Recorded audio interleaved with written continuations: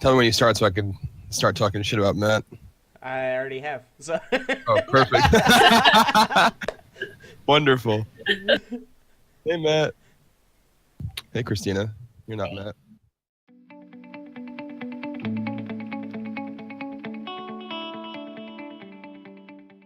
The context for our good adventure here is you are all a established group of friendly, or to one another at least, adventurers, and you've been hired to investigate a missing person in the nearby town of Worrelton. So we'll get started. It is a fine summer day on the road. The air is still, but for a light breeze that sways the wild grass that flanks either side of what you see is a well-trodden path. Farmland spreads out for untellable distances in either direction, and the perpetual quiet is punctuated by shrill bird calls and the occasional flitting wings of a beetle here and there. You have recently departed from the nearby city of Ashby, the seat of a quiet duchy, most of which is home to farmers and simpler folk. In your time there, you came across a posting for work offering a sizable reward. A man by the name of Cordrin Bellereau has issued a posting for intrepid adventurers who are willing to do some investigation. The town of Worrelton, which is where you're headed, is patronized by a painter, an elf by the name of Orvis Worrelby, who the town was named for. This painter has gone missing recently, and the man who posted the, quest is his apprentice, seeking aid. And more details are to be provided upon your arrival. And why don't you guys go ahead and roll history and see if you know anything about this Orvis Worrelby fellow. Damn, Ellie. Coming out swinging. Mm-hmm. And the rest of you suck. I didn't go to school. It's supposed to be the other way around. Ellie rolls low and everybody else rolls high. So Kaze and Ellie, you both have heard a bit about him. About 6 generations back, this whole region was actually completely unsettled and wild. The king at the time had sent his 3 sons with a group of settlers to settle the lands. And when they arrived, they found them entirely uninhabited, but for this elven wizard who had basically erected a small tower that he was living in. He mostly kept to himself, but used his magic to aid the settlers and kindly welcomed them into the land. Making occasional visits to their settlement, which you know is now the city of Ashby, where you came from, and offered his services and eased their burdens. By many accounts, their entire mission would have been unsuccessful without his help because he used some of his magic to ensure the health of their crops, which were failing. And while he's a bit eccentric and aloof, most people speak highly of him. And essentially, as the region developed and flourished and people flocked for opportunities, people began to settle closer and closer to where he lives, and there's actually a town there now called Worrelton, named after him. A bit away from where he lives, but quite close. And there are rumors that in his day he was a mighty adventurer, but he refuses to confirm or deny. Regardless, it has been 10 days since you've disembarked from Ashby. The journey itself has been calm and quiet. You walk a well-traveled road, farmers and merchants passing by in carts often, drawn by mules and oxen. They peddle wares and trade news of the road with you. You know that these lands are peaceful, largely unhindered by dangers common in other parts of the world. Banditry, for example, is nearly unheard of, and any wild beast attacks or creatures of that sort are typically quelled by the Duke's royal hunters. The sun has begun to set, and you note a change in the quality of the road, the sort of packed earth shifting to wide flat stones that offer a paved surface. And you note the town must be close. And within half an hour, you begin to make out the silhouettes of buildings, the shadows cast heavily against the setting sun. A sturdy wooden palisade surrounds what you see as a fairly small town, about 3 dozen buildings in total. As you close the distance, you find yourselves outside an unmanned gate, Worrelton waiting beyond its threshold. Do you head in? Yeah. Yep. Yes. Okay. You're on the far side of town. You see the paved stone road sort of snakes off in a few different directions. The streets are quiet. You see but a few lone souls making their way towards whatever their evening might bring. The smell of burning oil catches your nose as lanterns are lit outside of homes and shops, casting aside the darkness of the setting sun. despite the size of the town, the architecture is surprisingly modern. Where you might expect thatch and clay, the buildings here are actually of worked stone and well sanded and processed wood. The few citizens you see out and about seem to be making their way towards one particular structure, quite a bit larger than the others in the town, perhaps a tavern. Ah, a tavern. That's perfect. Just what I need after a long trek. Kelvin starts heading that way. Excellent. Why don't we, sorry, go ahead. Oh no, I was just gonna say, do we know like where we're supposed to go to get more information on this? Yes. So essentially, you were informed to speak with this Cordron Bellero, who lived with before he went missing, the wizard, at his manor, which is a few hours walk from this town. You would expect perhaps a path or something from the town, but it has grown late in the evening of the traveling day. Okay. Why don't we do character descriptions before we continue on and get an idea of who we are here? Just run down the Discord. You can go first, Ellie. Oh, good. I'm playing Willow. She's rather short, though, compared to most elves. If anything, she looks much closer to the size of a child. And you know her to be very studious. Keeps mostly to herself. She always has her nose in a book.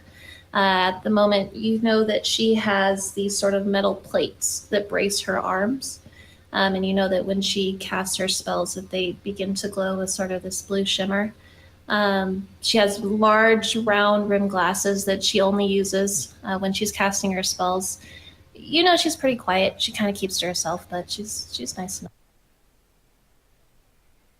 Very good. Kaze. All right. Orpheus is a half-elf. He's about as tall as probably like a human teenager, preteen, somewhere in there. Though for being a half-elf, he's actually pretty plump. He's pretty thick in the stomach area.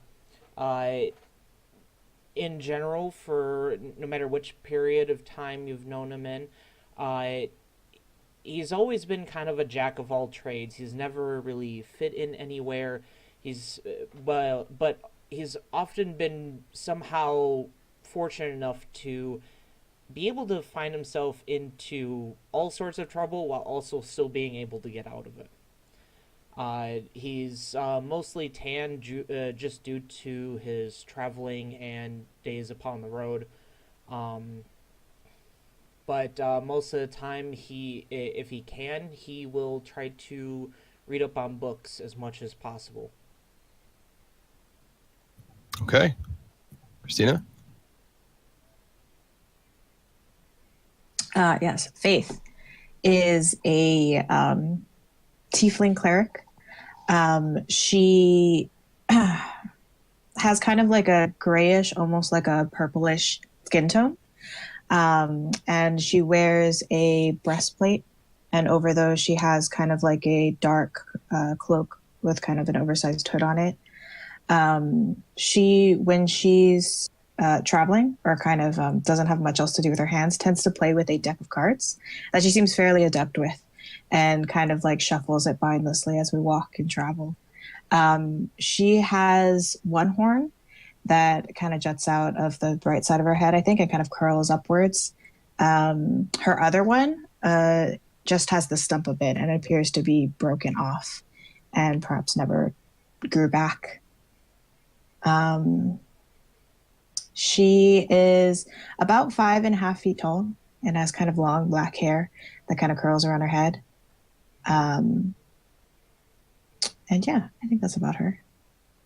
Very good. And last but not least, Terry. Kelvin is you get what you see with Kelvin. Not quite sure what he is, but you know he has the ability to take on different aspects of creatures. He is burly, thick with muscle. His face has that, Arnold Schwarzenegger kind of, every muscle is developed in his face. He's not, he's not unintelligent. He just tends to make unwise decisions, and he is a little off-putting in terms of attitude. He wears just really simple leathers and with no armor, and he carries no weapon. Okay. Four of you, like I said, find yourselves in town, and I believe you decided to travel towards the larger structure. Yeah, I think so. Good enough. You follow some of the stragglers and get a better look at the building. It seems to be about 3 floors, towering a bit over the smaller ranch-style buildings around it. You note a slanted roof of dark wood, which rotted at some parts, and it pokes over a decent-sized porch where you see a couple of smaller tables are scattered about.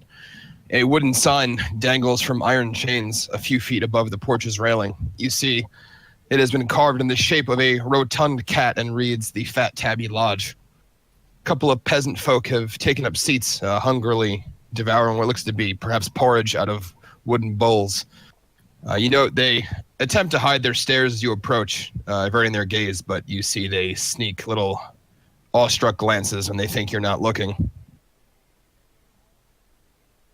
Head inside. Absolutely. I lead the way. You do. A pair of weathered doors stand open, allowing the fresh summer air to pour into the spacious common room. The smell of fresh bread and simmering meats invite you inside, and you see the common room has already begun to fill out. Groups of farmers and perhaps villagers, shopkeepers, normal folk settling in for the evening amongst circular tables that seem randomly spread about the room.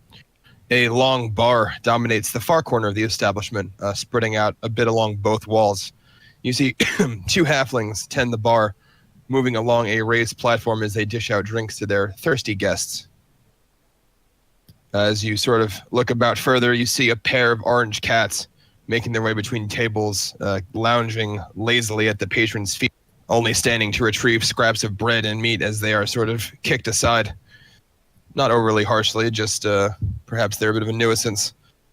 Amidst the expected clamor of slamming mugs and jovial laughter, you hear the soft lilt of a flute.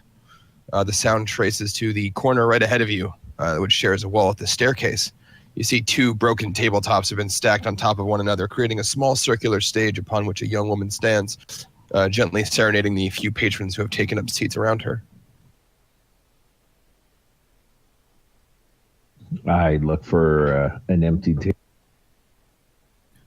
Easy enough. As I said, it's begun to fill out, but it's not too late in the day. You're able to find a seat. There, over here. Quickly. We must order a drink. Orpheus will follow. So Willow, just keeping your nose in the book. You all follow along at the heels of your massive companion, who you note gains quite a bit of attention, though no looks. If you lock eyes with anyone, Kelvin, they just sort of look right away, and you see a few of the waitresses looking in your direction, and you see basically one of them gets pushed towards you. She looks back at her fellows scornfully and then approaches. Good evening. Welcome to the Fat Tabby Lodge. So she distinctly tries not to look at you. Can I get you something? Yes, I'll take 3 pints of your strongest drink. Quickly now. Of course. The rest of you? I will have an ale. An ale? Okay. Will there be any food? I'll have. Do you have like a special today or something? The porridge is never special. I think we might have some stew from last night. I'll take the stew and an ale. Okay.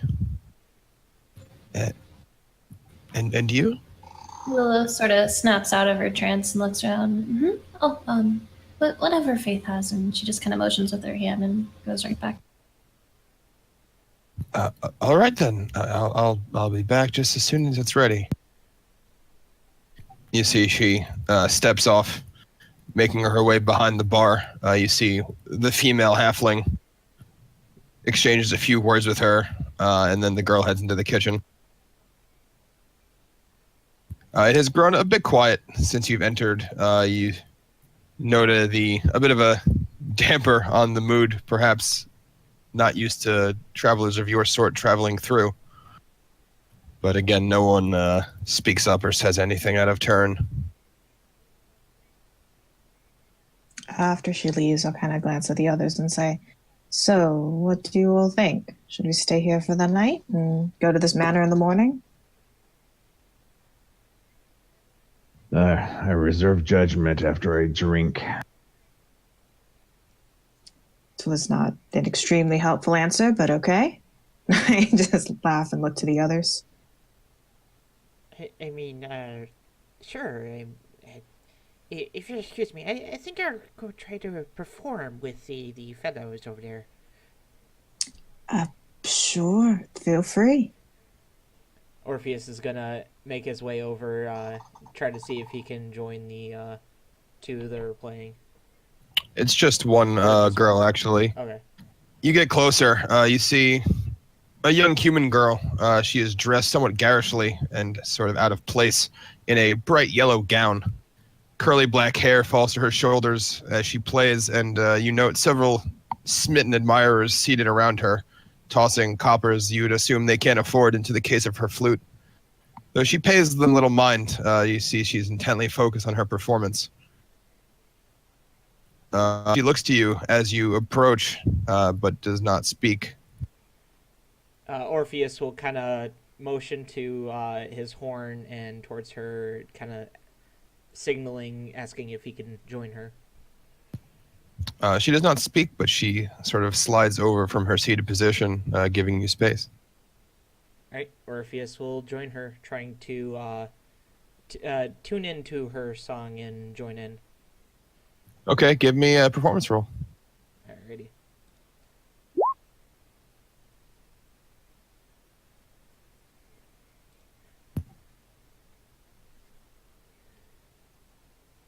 You begin to play. You note that she seems perhaps off tune. You can tell there's talent there, but perhaps she's having an off night. You sort of try to harmonize and follow her lead, but she's a bit unsteady. And you end up basically, unless you're going to take over the performance, it's difficult to follow her, but not in a good way. Yeah, Orpheus would try to take over the performance if he's feeling that she's not doing the best of her capabilities. You take a more dominant role, and you can tell she seems frustrated with her own performance, sort of falling back and letting you take the lead. And at that, you can see that she sort of picks up a bit, following your lead, perhaps giving her a bit of a better chance to shine. How long do you play for? Probably until the... would it take long for the drinks to get there, or...? About 15 minutes. He'll play for like about 30 minutes to keep the atmosphere pretty good and happy. Good enough. The girl returns to the table. You see a large wooden platter in her hand. She sets down... Sorry, I'm coughing. Sorry. She sets down mugs, 3 in front of you, Kelvin, and 1 in front of the rest of you. 2 bowls of hot stew before the ladies, and you didn't get any food, did you, Peleus or Terry? No, night. Neither did Orpheus. So no food for you, but food for the others. It doesn't smell unpleasant, though you wouldn't expect anything of tremendous quality in a place like this. She looks to you all. Will there be anything else? I immediately take 1 mug and just down the whole. It's not bad. Again, small town like this, you wouldn't really expect much. It's actually a bit better than you would have thought, and it is actually cold. I slam the empty mug down. Serviceable, and I take the other one and move it in front of me. I'll have whatever meat you've got on us. there's a bit of meat in the stew, if you'd like. Well, can I have the stew with just meat, but no stew? I suppose I could arrange that. I'll be back in just a bit. She walks off. You see, moving towards some of the other waitresses, they whisper amongst each other, sort of looking back at you, and then she heads into the kitchen. I'm gonna look over at Kelvin. So, what's the verdict? Are we staying here tonight? Well, as long as the alcohol keeps flowing, I'm okay. All right.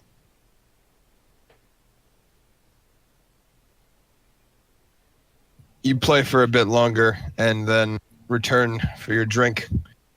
You see the girl on stage wrapping up at the same time as you. A few minutes pass and you see she is making her way towards your table. She approaches, giving you all a smile. She looks to you today. Good day. I thank you for saving me back there. I'm quite embarrassed at my performance. Not a problem. I figured you needed the help. It's not a problem. Yes, well, I assure you I usually a bit better than all that. Do you mind if I join you? Oh, by all means, come, sit. She pulls out a chair, sitting. You know, sort of posh mannerisms about her. She looks a bit, not disturbed per se, but unsettled by your gluttonous drinking, Kelvin, but she says nothing, folding her hands and placing them on the table delicately. I actually was hoping to speak with you all. You've just arrived in town, have you not? Yes, we have. What can we do? Well, nothing as such. My name is Lana Blackbell. I'm sorry, so rude. And who might you be? She to you in the eye, Kaze. I am Orpheus. Most people call me the Tempted, but I prefer you call me just Orpheus. Orpheus it is then. By chance, have you come from the east towards Ashby? I believe we have, yes. On the road, did you perhaps come across a man by the name of Taryn? Typically clean-shaven, long black ponytail, bit of look of mischief about him. You did not. No, I mean, unless my companions here did, but I don't think I did. It doesn't ring a bell. And the rest of you, the same? I haven't seen anyone like that. Sorry. Nope, sorry. I shake my head as I'm taking this wig. Can I ask why you're looking for this gentleman? Yes, well, he's my brother, and he was meant to, well, reach out, contact me about a week past. I haven't heard from him, and, well, all I know is that he was headed east. Well, we own a theater company. He was commissioned to, well, compose a ballad for some noble trying to win over a lady. You know how it is. And, well, he's been known to get into a spat of trouble here and there, and I'm a bit worried. That is all. I assumed he was bound for Ashby, as I can't imagine where else someone that would have the coin to commission my brother. So if you'd come from there, I had hoped that perhaps you'd seen him, as he is, well, he is prone to gravitating towards the heroic types. See, she gestures towards you. Oh, that's not me, not at all. Did you guys hear that? We're heroic. Yeah, I think she was talking about you. Or maybe Kelvin here. Maybe Kelvin. You know, he's a pretty good guy.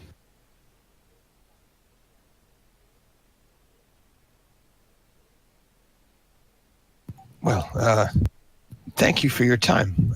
I won't keep you any further. I mean, would you want us to look for him at all, or?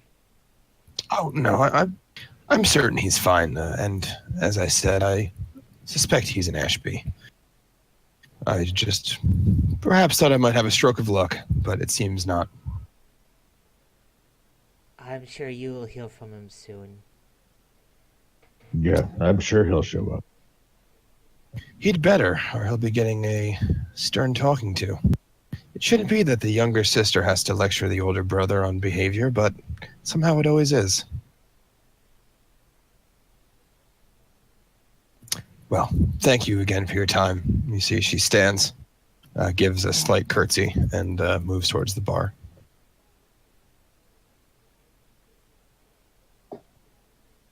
When she's walked away, I lean over to Orpheus and say, "Good job kicking her ass. You really showed her up over there."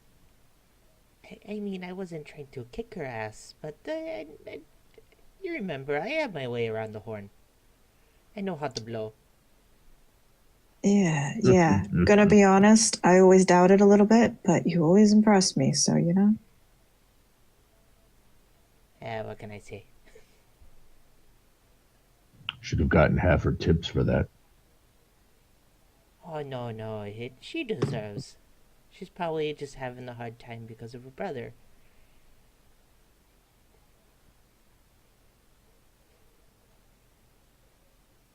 Do you think we should have offered to look for the brother? Well, I mean, I did, and she said no, so... Yeah, but I mean, more sternly. You don't really do stern. Well, yeah, that's why you're here. Well, that's one of the reasons I'm here, but Are you asking if we should have intimidated the lady into letting us look for her missing brother? no. I'm you know me. I'm not one to intimidate a woman. I treasure them, every single one of I just look over towards the frightened barmaids and then look back at him and say, "Well, you may not mean to, but you know, you have an imposing figure." he takes it as a compliment. He's like, he doesn't say anything, but he just kind of he just flexes a little bit, looks at his arm. Probably kisses one of his muscles. There's a reason I always stand behind you. Well, yes, I know what that reason is, and he gives her. Faith just laughs and says, "Sure, you keep thinking that, big guy." And he starts working on his third mug. Just as you begin, you see the barmaid again returns with a bowl. You look inside. You can tell that the liquid has been drained.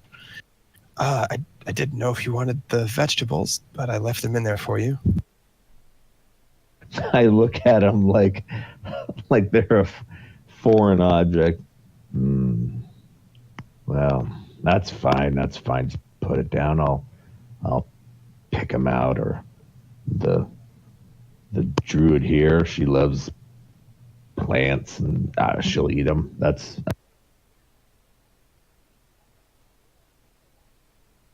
Very well. You can just call for me if you need anything. My name's Eliza. She gives a bit of a curtsy, and you see she makes her way over to their table. Could I see who he called the druid? Like, who is he? I have who is no he idea. indicating? who are you indicating, Terry? wasn't it Willow? Isn't Willow a druid? No. Wizard. No. Oh. But Yeah. she'll still lean over though and say, "Oh, here, Kelvin. Why don't you take the meat out of my stew, and I'll take all those." Oh, well, excellent. Thank you. He starts spearing the meat out of. Yeah, it's small pieces. You could see that the stew is mostly vegetables, but you can get a decent little chunk out. How a man is supposed to survive on just these vegetables. Oh, there's one right there. Vegetable. You eat. By no means does this fill you up, though it is hot. That's about all you can say for it.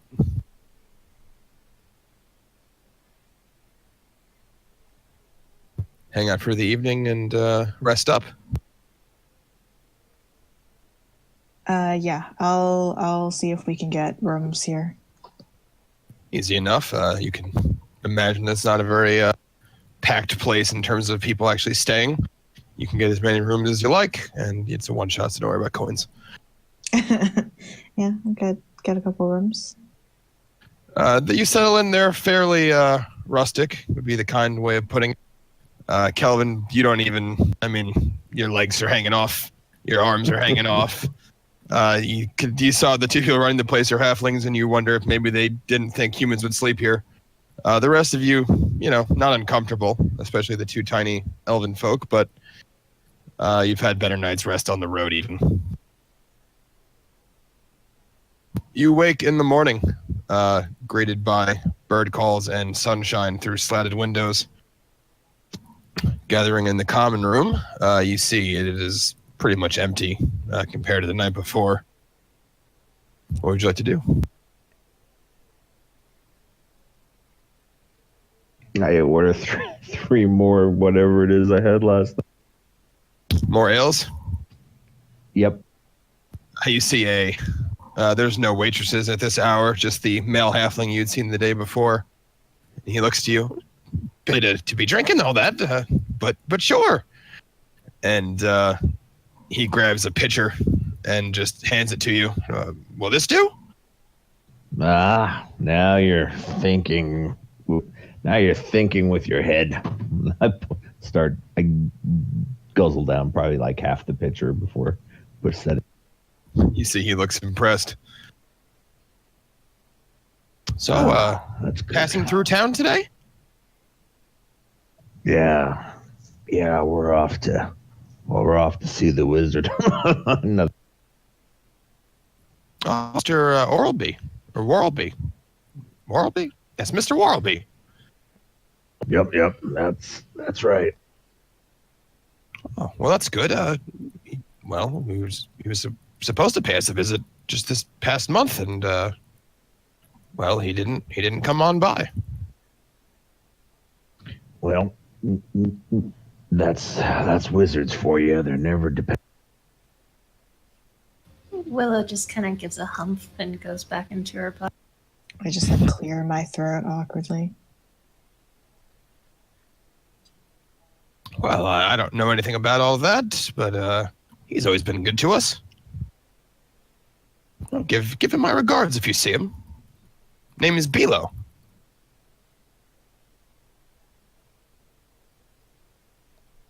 Yep, will do, Bilo. By the way, can you second picture here in a few minutes? I think I'm going to be done with this one.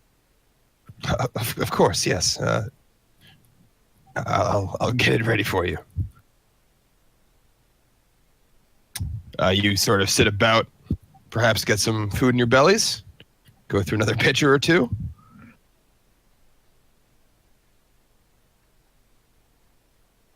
All right. Should we try to find this manor? See if he knows anything about, this wizard we're supposed to find. Well, we're meeting with the apprentice, right? Yeah, we're supposed to go to his house, aren't we? Or something like that? Yes, I think we should head out now. At least when he's done with pitcher number 2. Oh, well, you're ready to go? It's all right. I mean, I bet you could drink that in 2 seconds flat, right? Before she even finishes it, I'm already halfway through it as I just start getting up and gathering my things, expecting by the time I'm ready to go, he'll be done. Same. Okay. I'm ready. He guzzles it down, and perhaps taking offense to the implication that he couldn't, slams it down, standing, and you all make your way to the door. It is another warm day outside. Coughing. Stupid fucking infection. It's another warm day outside, and you sort of scan about. you've been around the area long enough. You know that the manor is basically due north from the town, sort of perpendicular. And you head that way, finding a thin avenue that sort of sprouts off from the main road of the town. It is flanked on either side by a copse of trees. The road here, paved with stone, but the workmanship noticeably better than the one that you traveled in on. You follow along, the morning sun beating down with little reprieve, and the trees eventually give way to wheat fields. It's a long journey of about 4 hours. The path winds here and there, and often cuts through these wheat fields. Towards perhaps the last quarter of the journey, the fields have given way to rocky hills, gentle slopes that are marked by patches of wild grass sporadically, but little wildlife to speak of. In the distance, you begin to make out a walled manor on a hill ahead of you. You see 15-foot-high walls of stone surround a small complex of 3 buildings that peek out just over. Most notably, a cylindrical tower overlooks the surrounding area, a twisting spire of glass and stone with a pointed roof at its crest. The path that you travel inclines gently upwards towards an open archway, revealing a well-maintained courtyard. Head inside. Yeah, somebody seems to be doing well for themselves. Hey, let's be sure we charge double our normal. Sure, absolutely. After you, gentlemen first. You said Orpheus. After you.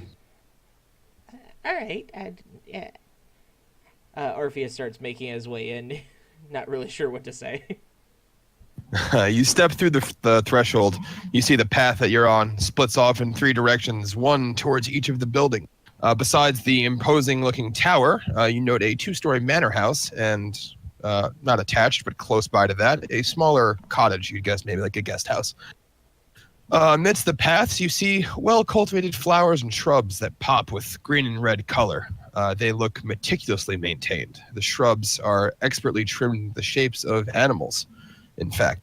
As you sort of take in the area, you hear the pitter-patter of leather on stone, and then you see an elderly gnome pops his head out from behind a hedge. You see sweat has coalesced on his forehead. His simple servant's garb is soaked through. In his hands, you see, to him, a large pair of clippers which fall to his side as he surveys you. You see a bit of a dull look on his face, and then he sort of sputters to life, bringing up a small arm to wipe the sweat from his brow before hurriedly making his way towards you. Good day. Welcome to the Worrelby estate. My name's Jiro. I work for Mr. Worrelby. I don't suppose you're here about the posting. Why, in fact, we are. Oh, that's good. I just got back myself 2 days ago. A long ride from Ashby. I posted the notice there. Didn't expect anyone to come so quickly. His fault. As Orpheus points up. You see, he is slow to smile. You note a simpleness about him. He doesn't seem to. Perhaps he's a little loose in the head. Well, Mr. Worrelby's been gone close to a month now. I think I'm starting to get a bit worried.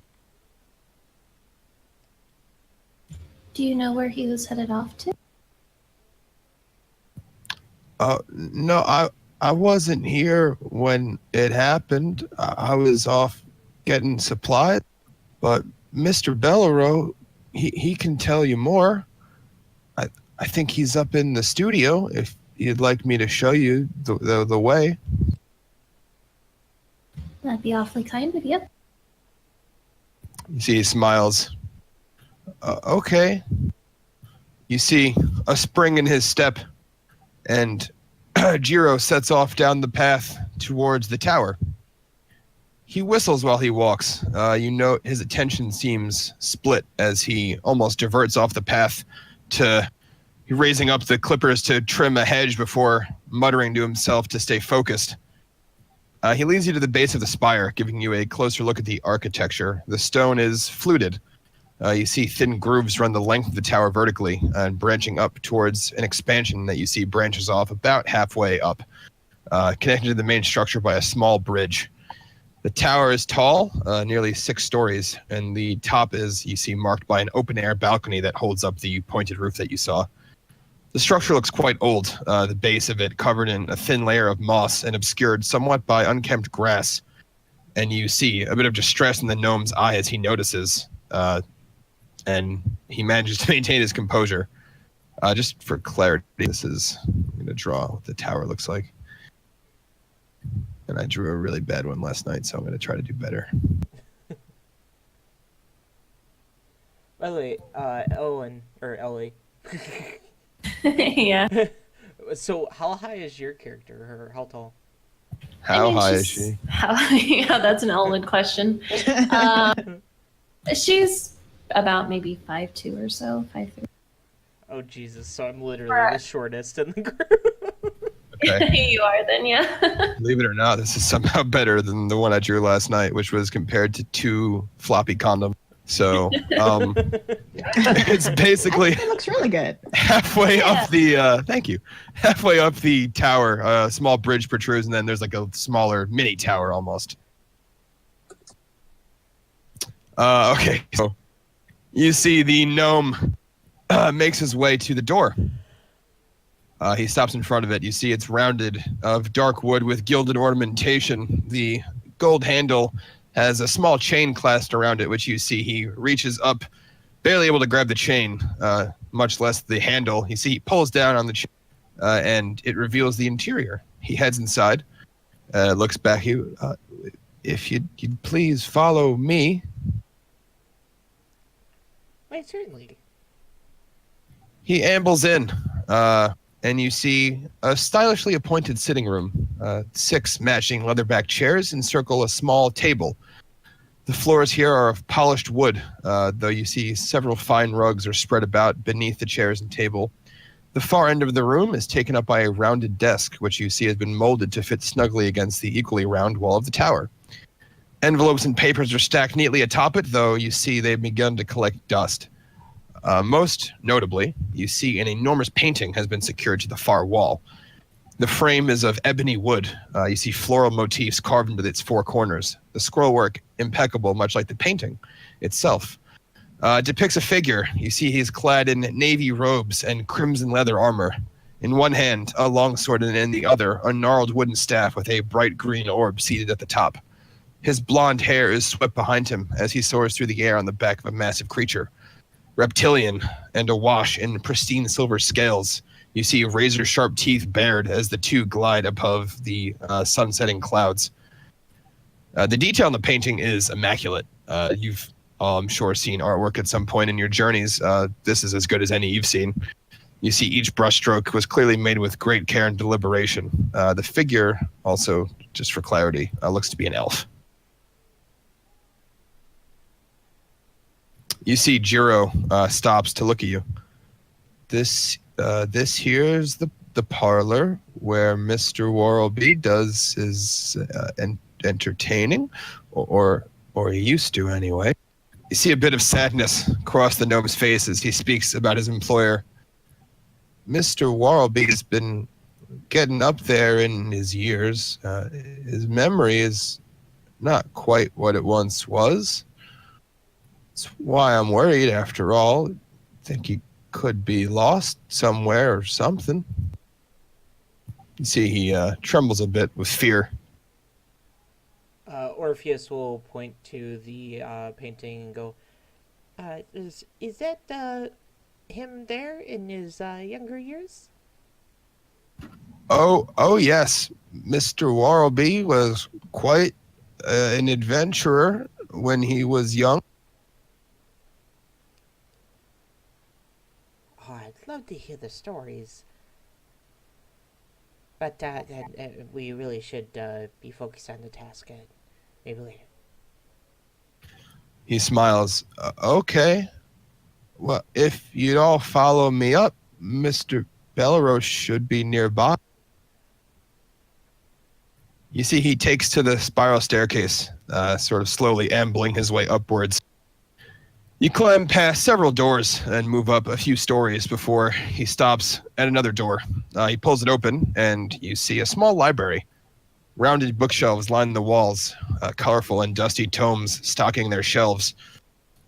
A pair of lounging couches stand freely in the center with small book-covered tables flanking them.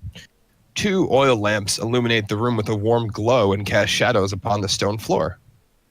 The gnome steps between them, moving towards another door at the far end of the room. He steps up on his toes, barely reaching the handle, and gives it a yank.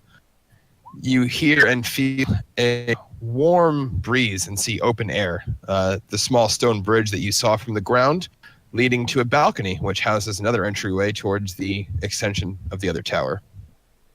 He begins to move slowly across. You see a bit of trepidation, and he uses the raised part of the bridge for support. He looks back to you and speaks. Mr. Belleros just in here. I think he's painting right now, but sure he'll want to see you. Oh, well, thank you. Orpheus will start heading inside. You head out. Basically, again, you're outside for a brief moment. Moving across the bridge, you see he stands basically here at another door. And he gives a gentle knock. Mr. Belleros, there's a group of fine people here looking to respond to that posting. I was wondering if you were free to speak with them. You hear a gentle voice calling from within. Of course, Jiro, please, come in. You hear footsteps approaching the door and then the quiet click of a lock, and then footsteps moving away. A slow smile crosses the gnome's face as he reaches up for the handle, gives it a turn, and pushes inward. As the door opens, a cascade of smells wash outwards, mingling with the sweet fragrance of flowers in summer. You first smell oil, and then your nose is a bit perplexed at the charcoal and pine wood that sort of mix together in a somewhat unpleasant medley. You all step in? Yes.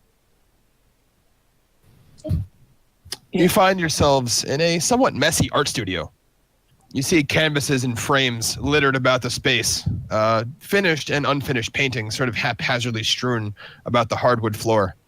Much of the center of the floor is covered by a circular rug, which itself is covered by paint-splotched lengths of tarp.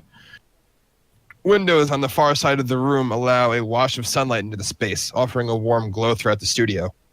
At the center, you see 3 large easels, a series of paintings seemingly in their finishing stages arranged upon them.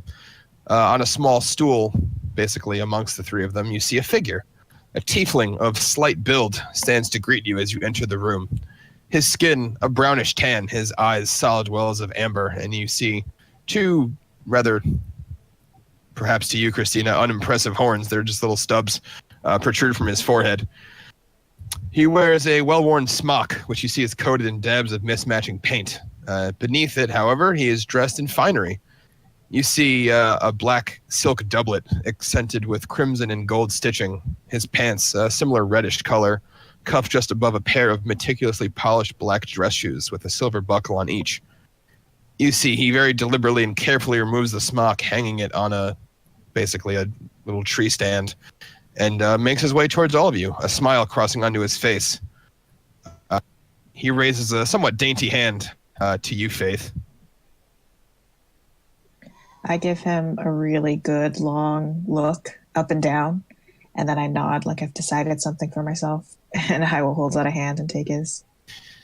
Bit of a weak handshake, but enthusiasm in his voice. Oh, I'm so glad you've come. My name is Cordrin Belleros, apprentice to Orvis Worrelton.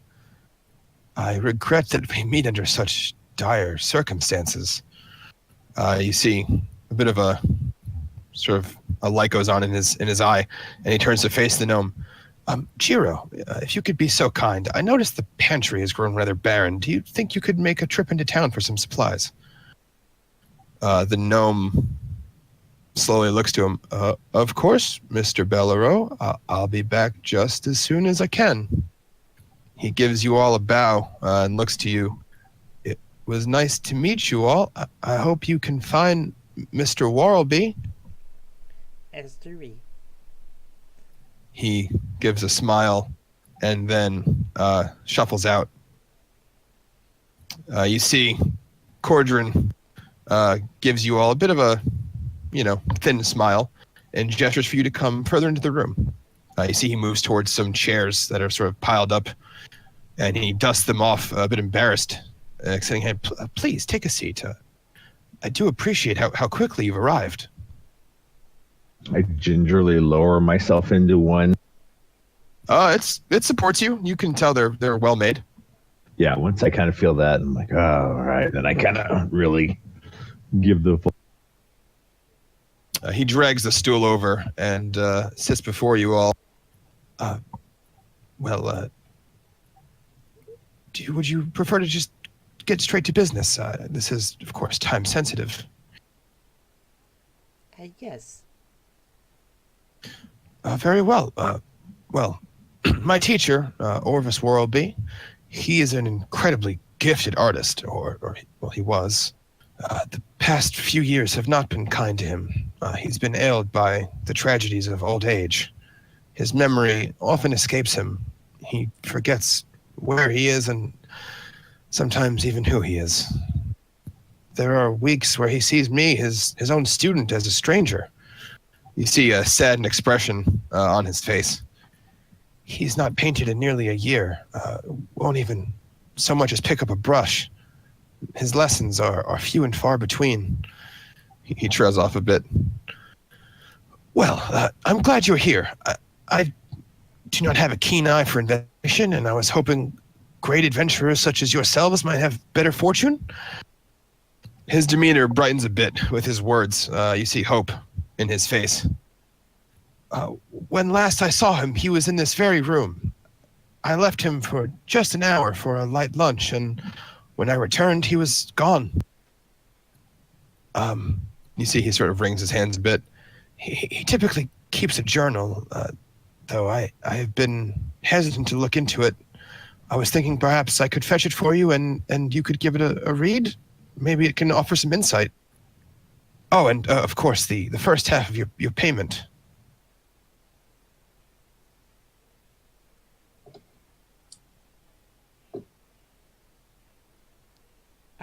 Yes, that would be good. As much information as we could start with, the better. Excellent. For now, please feel free to look about the room. Perhaps you can find something I missed? Oh, certainly. We'll check. He stands, giving a polite bow, and then you see he makes his way out the door, closing it behind him. Orpheus will wait probably like a couple of minutes, make sure that he's probably no longer near the door, and be like, looks around the room. Yep, don't see anything. Those certainly a couple odd ducks. Mm-hmm. I mean, what do we look for? I don't know. They say he's a wizard, right? Maybe he's got some weird magic or something around here. I will start to kind of like look around. Yeah, you take in the room further. It's a prime example of organized chaos. You imagine to whoever actually works here, it probably makes a lot of sense, but to you it seems chaotic. You note messy paint palettes and ruined brushes sort of scattered about in soiled pots of water all over the floor and on tables. You take an eye to some of the artwork, and you note the quality is fairly mediocre, to be completely honest. For those with an eye for the arts, there is nothing inspired about it. The technique, average at best. Just give me investigation rolls. Whoever's actually around.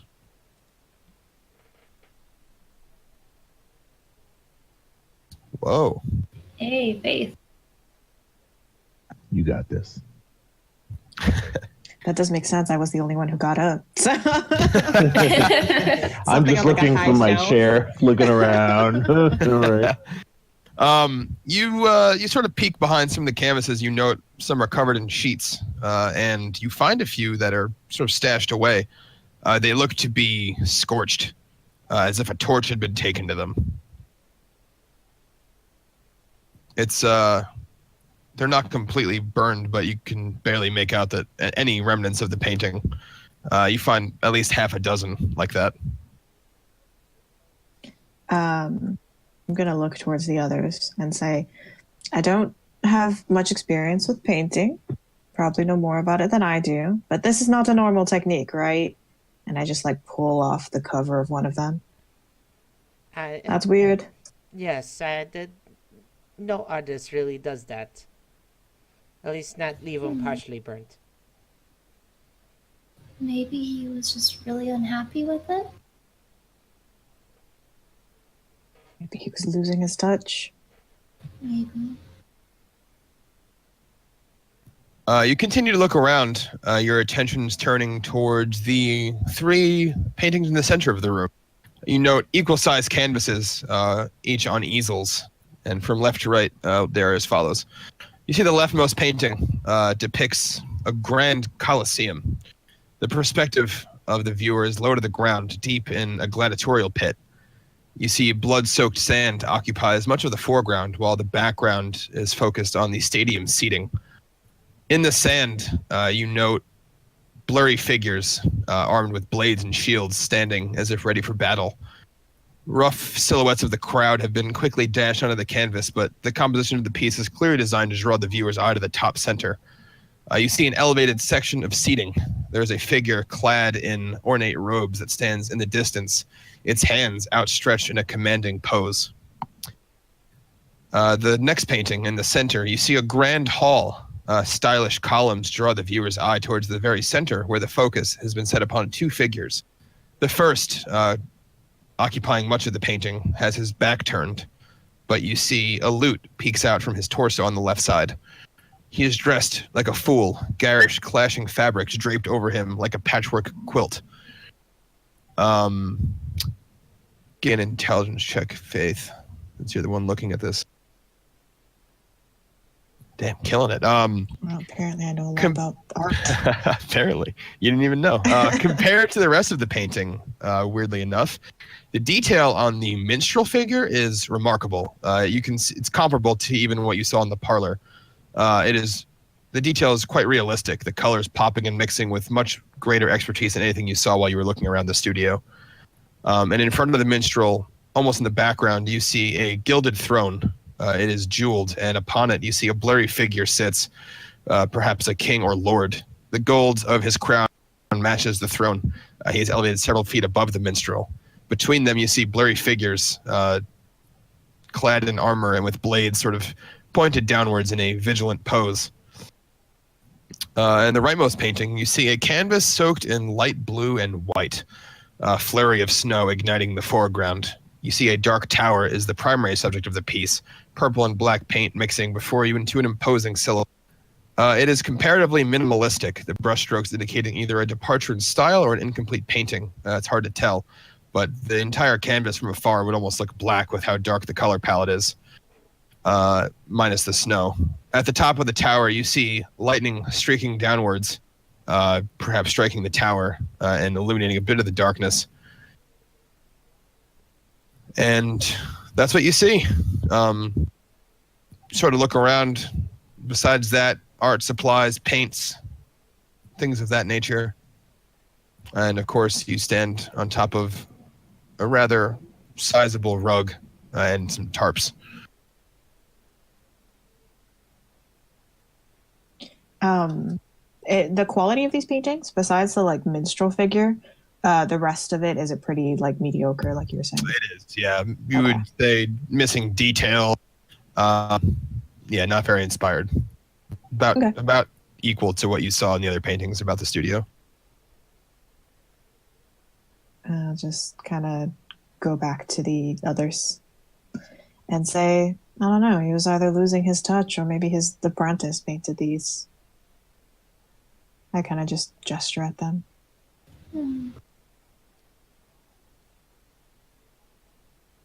I get up and I walk over and I look at them. Like the blurry figures, does it seem like they're out of place being blurry, or is the whole quality of the picture kind of matched? You don't know much about painting, but I mean, you'd guess maybe there are outlines or haven't been finished yet, or they're just that bad, hard to tell. But they don't look out of place per se. I mean, the quality of the painting's not very good. I lick one of my thumbs. I lick it and I put it up there and I kind of rub a little at one of the blurry figures. The paint is dry. Yeah, that doesn't work. That's not fixing it. Whatever. What's he doing there? Orpheus will go over to look at what Kelvin is doing. Oh, I don't really know. I feel like it's a waste of time us being here. What are we figuring? Well, we're trying to find the man, and so far we're just waiting for the journal to get back. Oh, he's a wizard. He probably blew himself up. Maybe he took his paintings with him. I just kind of gesture towards the scorched ones.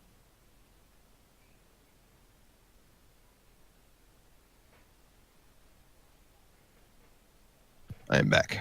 Are there questions? I think Terry had a question. What's up, Terry?